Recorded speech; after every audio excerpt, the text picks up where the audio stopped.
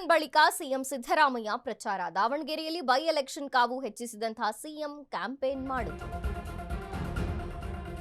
Temple run ಬಳಿಕ CM Siddaramaiah ಪ್ರಚಾರ. ದಾವಣಗೆರೆಯಲ್ಲಿ ಬೈ ಎಲೆಕ್ಷನ್ ಕಾವು ಹೆಚ್ಚಿಸಿದ ಸಿಎಂ ಕ್ಯಾಂಪೇನ್. ಸಿಎಂ ಸಿದ್ದರಾಮಯ್ಯನವರಿಂದ 2 ದಿನ ಚುನಾವಣೆ ಪ್ರಚಾರ ನಡೆಯಿತು. ಆರ್ಎಂಸಿ ರೋಡ್ನಲ್ಲಿ ಜನಸ್ತೋಮದ ನಡುವೆ ರೋಡ್ ಶೋ ಆಯಿತು.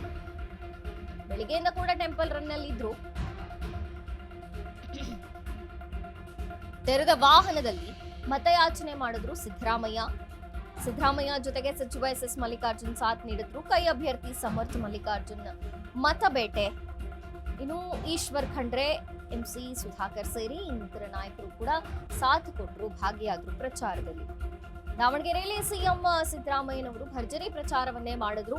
ಸಿಎಂ ಅಬ್ಬರದಿಂದ ಒಂದಷ್ಟು ಬಂಡಾಯ ತಣ್ಣಗಾಗಿರಬಹುದು ಅನ್ನುವಂಥ ಲೆಕ್ಕಾಚಾರವಿದೆ. ಜೊತೆಗೆ ಅಹಿಂದ ಮತಗಳನ್ನ ಎಲ್ಲೂ ಡಿವೈಡ್ ಆಗದಂತೆ ನೋಡಿಕೊಳ್ಳೋಕೆ ಸಿಎಂ ಬಂದಿದ್ದಾರೆ, ಪ್ರಚಾರ ಮಾಡ್ತಾ ಇದ್ದಾರೆ ಅನ್ನುವಂಥದ್ದಿತ್ತು. ಹಾಗಾಗಿ 2 ದಿನ ಭರ್ಜರಿ ಪ್ರಚಾರ ಮಾಡಿದ್ದಾರೆ.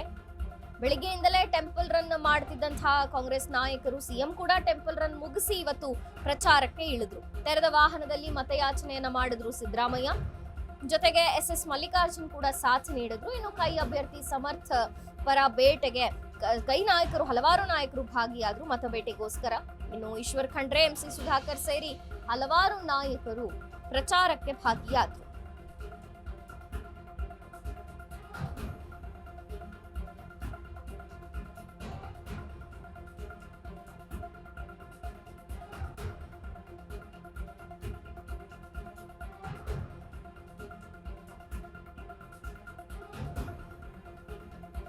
ದಾವಣಗೆರೆ ಕ್ಷೇತ್ರವೂ ಕೂಡ ಬಹಳ ರಂಗೇರ್ತಾ ಇದೆ ಅಲ್ಲಿನ ಅಖಾಡವು. ಯಾಕೆಂದ್ರೆ ಸಿಎಂ ಸ್ವತಃ ಹೋಗಿ ಅಲ್ಲಿನ ಬಂಡಾಯವನ್ನು ಶಮನ ಮಾಡುವಂತಹ ಉದ್ದೇಶದಿಂದ ಮತ್ತು ಅಹಿಂದ ಮತಗಳು ಎಲ್ಲೂ ಕೂಡ ಡಿವೈಡ್ ಆಗಬಾರದು ಅನ್ನುವಂತಹ ಕಾರಣಕ್ಕೆ ಸ್ವತಃ ಸಿದ್ದರಾಮಯ್ಯನವರೇ 2 ದಿನ ನಿಂತ್ಕೊಂಡು ಪ್ರಚಾರ ಮಾಡಿದ್ದಾರೆ.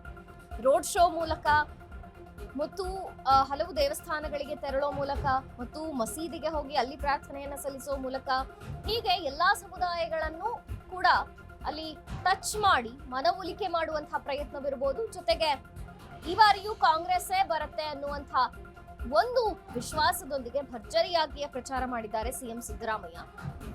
ಇಲ್ಲಿ ಕೈ ಅಭ್ಯರ್ಥಿ ಸಮರ್ಥ ಪರವಾಗಿ ಸಿಎಂ ಸಿದ್ದರಾಮಯ್ಯನವರು ರೋಡ್ ಶೋ ಮಾಡಿದ್ರು. ಅದಾದ್ಮೇಲೆ ಅವರಿಗೆ ಎಸ್ ಮಲ್ಲಿಕಾರ್ಜುನ್ ಅವರು ಕೂಡ ಅಲ್ಲಿ ಸಾಥ್ ನೀಡಿದ್ರು. ಕೈ ನಾಯಕರು ಭಾಗಿಯಾದ್ರು. ಈಶ್ವರ್ ಖಂಡ್ರೆ, ಎಂಸಿ ಸುಧಾಕರ್ ಸೇರಿದಂತೆ ಸಾಕಷ್ಟು ನಾಯಕರು ಭಾಗಿಯಾದ್ರು. ಟೆಂಪಲ್ ರನ್ ಇತ್ತು. ಅದಾದ ಬಳಿಕ ಇವತ್ತು ಪ್ರಚಾರವನ್ನ ಮಾಡಿದ್ರು. ನಿನ್ನೆ ಕೂಡ ರೋಡ್ ಶೋ ಆಗಿತ್ತು. ದಾವಣಗೆರೆ ಬೈ ಎಲೆಕ್ಷನ್ ಕಾವು ಹೆಚ್ಚಾಗಿದೆ. ಯಾಕೆಂದ್ರೆ ಸ್ವತಃ ಸಿಎಂ ಬಂದೇ ಕ್ಯಾಂಪೇನ್ ಮಾಡ್ತಾರೆ ಕಾಂಗ್ರೆಸ್ ಅಭ್ಯರ್ಥಿ ಪರವಾಗಿ ಅನ್ನುವಂಥದ್ದು. ಇನ್ನು ಬಂಡಾಯ ಶಮನಕ್ಕೋಸ್ಕರ ಸಿಎಂ ಸಿದ್ದರಾಮಯ್ಯನವರು ಯಾವಾಗಿನಿಂದಲೂ ಕೂಡ ಪ್ರಯತ್ನ ಮಾಡ್ತಾನೆ ಇದ್ದಾರೆ. ಟಿಕೆಟ್ ಯಾರಿಗೆ ಅಂತ ಗೊತ್ತಾದ ಕ್ಷಣದಿಂದಲೂ ಕೂಡ ಸಿಎಂ ಸಿದ್ದರಾಮಯ್ಯನವರ ಪ್ರಯತ್ನ ಬಂಡಾಯ ಶಮನವೇ ಆಗಿದೆ. ಯಾಕೆಂದ್ರೆ ಮುಸ್ಲಿಮರೇ ಹೆಚ್ಚಾಗಿರುವಂತಹ ದಾವಣಗೆರೆ ದಕ್ಷಿಣದಲ್ಲಿ ಯಾವ ಕಾರಣಕ್ಕೂ ಮುಸ್ಲಿಂ ಓಟ್ಗಳು ಡಿವೈಡ್ ಆಗಬಾರದು ಮತ್ತು ಮುಸ್ಲಿಂ ಸಮುದಾಯದ ಎಲ್ಲ ಮತಗಳು, ಶೇಕಡವಾರು ಮತಗಳನ್ನ ಕಾಂಗ್ರೆಸ್ ಈ ಬಾರಿಯೂ ಪಡೆಯುವಂತಹ ಲೆಕ್ಕಾಚಾರದಲ್ಲೇ ಇವತ್ತು ಸಿಎಂ ಕೂಡ ಪ್ರಚಾರಕ್ಕೆ ಇಳಿದಿದ್ದಾರೆ.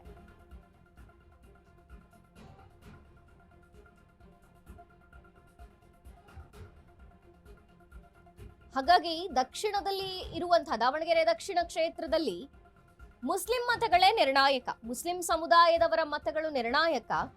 ಮುಸ್ಲಿಮರಿಗೆ ಅಲ್ಲಿ ಟಿಕೆಟ್ ಸಿಕ್ಕಿಲ್ಲ ಅನ್ನುವಂತಹ ಕಾರಣಕ್ಕೆ ಯಾವ ಕಾರಣಕ್ಕೂ ಬಂಡಾಯವೆದ್ದು ಮುಸ್ಲಿಮರು ಬಿಜೆಪಿಗೆ ಓಟ್ ಹಾಕಬಾರ್ದು, ಎಲ್ಲ ಓಟ್ಗಳು ಮುಸ್ಲಿಂ ಸಮುದಾಯದಿಂದ ಕಾಂಗ್ರೆಸ್ಗೆ ಬರಬೇಕು ಅನ್ನುವಂತಹ ಕಾರಣಕ್ಕೆ ಈಗ ಮಸೀದಿಗೂ ತೆರಳಿ ಅಲ್ಲಿಯೂ ಪ್ರಾರ್ಥನೆಯನ್ನ ಸಲ್ಲಿಸಿದ್ದಾರೆ. ಜೊತೆಗೆ ಅವರಿಗೆ ಟಫೆಸ್ಟ್ ಕಂಟೆಸ್ಟೆಂಟ್ ಅಂತ ಹೇಳಿ ಇದ್ದಿದ್ದೆ ಸಾದಿಕ್ ಪೈಲ್ವಾನ್. ಯಾಕೆಂದ್ರೆ ಹಲವಾರು ವರ್ಷಗಳಿಂದ ಶಾಮನೂರು ಶಿವಶಂಕರಪ್ಪನವರ ಜೊತೆಗೆ ಇದ್ದು ದಾವಣಗೆರೆ ದಕ್ಷಿಣದಲ್ಲಿ ಕಾಂಗ್ರೆಸ್ ಗೆಲ್ಲುವಲ್ಲಿ ಬಹುಪಾತ್ರವನ್ನ ವಹಿಸಿದ್ರು.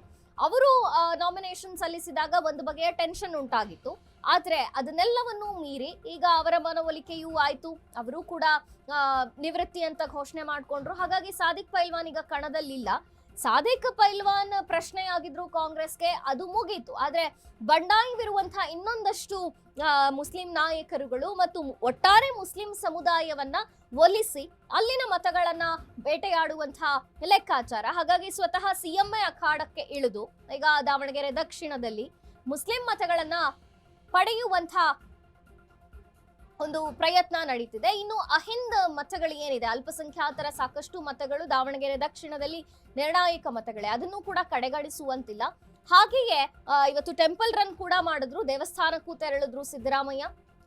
ಅಲ್ಲಿಯೂ ಕೂಡ ಒಂದಷ್ಟು ಮತಯಾಚನೆಯನ್ನ ಮಾಡಿದ್ರು, ಪ್ರಚಾರವನ್ನ ಮಾಡಿದ್ರು. ಇನ್ನು ಕೈ ಅಭ್ಯರ್ಥಿ ಅಲ್ಲಿನ ಸಮರ್ಥಿ ಏನಿದ್ದಾರೆ ಅವರಿಗೆ ಎಸ್ ಮಲ್ಲಿಕಾರ್ಜುನ್ ಸಾಥ್ ಕೊಟ್ರು, ಜೊತೆಗೆ ಈಶ್ವರ್ ಖಂಡ್ರೆ ಇದ್ರು, MC ಸುಧಾಕರ್ ಸೇರಿದಂತೆ ಕಾಂಗ್ರೆಸ್ ನಾಯಕರು ಭಾಗಿಯಾಗಿ ದಾವಣಗೆರೆ ದಕ್ಷಿಣದಲ್ಲಿ ಒಟ್ಟಾರೆ ಈ ಬಂಡಾಯ ಶಮನದ ಕೆಲಸವನ್ನ ಮತ್ತು ಭರ್ಜರಿ ಪ್ರಚಾರವನ್ನ ಕೂಡ ಮಾಡಿದ್ದಾರೆ.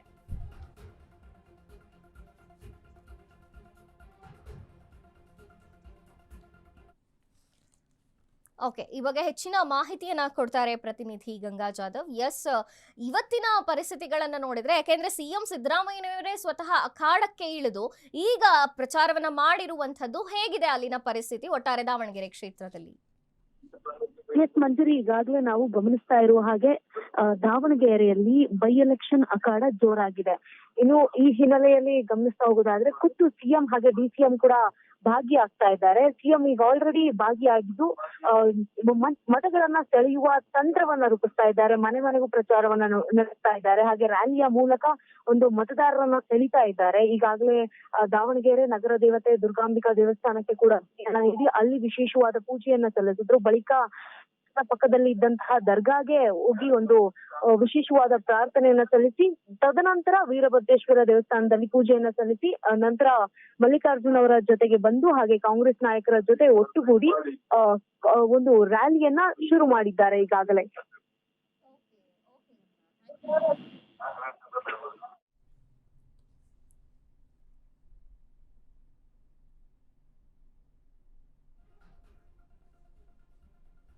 ಕೈ ಅಭ್ಯರ್ಥಿ ಸಮರ್ಥ ಪರವಾಗಿ ಸಿಎಂ 2 ದಿನ ಪ್ರಚಾರ ಮಾಡಿದ್ದಾರೆ. ರೋಡ್ ಶೋ ಕೂಡ ಆಯಿತು. ಅಲ್ಲಿ ಬೇರೆ ಕೈ ನಾಯಕರುಗಳು ಕೂಡ ಸಾಥ್ ನೀಡಿದ್ರು. MCR ರೋಡ್ನಲ್ಲಿ ಜನಸ್ತೋಮದ ನಡುವೆ ಭಾರಿ ರೋಡ್ ಶೋ ನಡೀತು. ಇನ್ನು ಸಿಎಂ ಸಿದ್ದರಾಮಯ್ಯನವರಿಗೆ ಕಂಬಳಿ, ಕುರಿ ಗಿಫ್ಟ್ ಸೇರಿದಂತೆ ಹಲವಾರು ಕಾಣಿಕೆಗಳು ಕೂಡ ಬಂದ್ವು. ಕೈ ನಾಯಕರು ಸಹ ಅಲ್ಲಿ ಭಾಗಿಯಾದ್ರು. ಡಯಾಬಿಟಿಸ್ಗೆ ಮೆಡಿಸಿನ್ ತಗೊಂಡು ಶುಗರ್ ಕಂಟ್ರೋಲ್ ನಲ್ಲಿದ್ದೀರಾ? ಆದ್ರೆ ಸತ್ಯ ಏನ್ ಗೊತ್ತಾ? ಅವು ರಕ್ತದ ಶುಗರ್ ಲೆವೆಲ್ ಅನ್ನ ಕಡಿಮೆ ಮಾಡ್ತವೆ ನಿಜ, ಆದ್ರೆ ದೀರ್ಘಕಾಲದವರೆಗಲ್ಲ. ಹೃದಯ, ನರಮಂಡಲ, ಕಿಡ್ನಿ, ಲಿವರ್ ಮೇಲೆ ಒತ್ತಡ ಬೀರುತ್ತೆ. ಒಂದ್ ಹೋಗಿ ಇನ್ನೊಂದಾಗುತ್ತೆ. ಮೆಹಾಟೋನ್ ಕೇರಳದ ಆಯುರ್ವೇದ ಫಾರ್ಮುಲೇಷನ್. ಇದು ಶುಗರ್ ಮಾತ್ರ ಕಂಟ್ರೋಲ್ ಮಾಡಲ್ಲ, ಇಡೀ ಮೆಟಾಬಾಲಿಕ್ ಬ್ಯಾಲೆನ್ಸ್ ಅನ್ನೇ ರಿಪೇರಿ ಮಾಡಿಬಿಡುತ್ತೆ. ಮೆಹಾಟೋನ್ ದೀರ್ಘಕಾಲದ ಸಹಜ ಜೀವನಕ್ಕೆ ಸಹಾಯ ಮಾಡುತ್ತದೆ.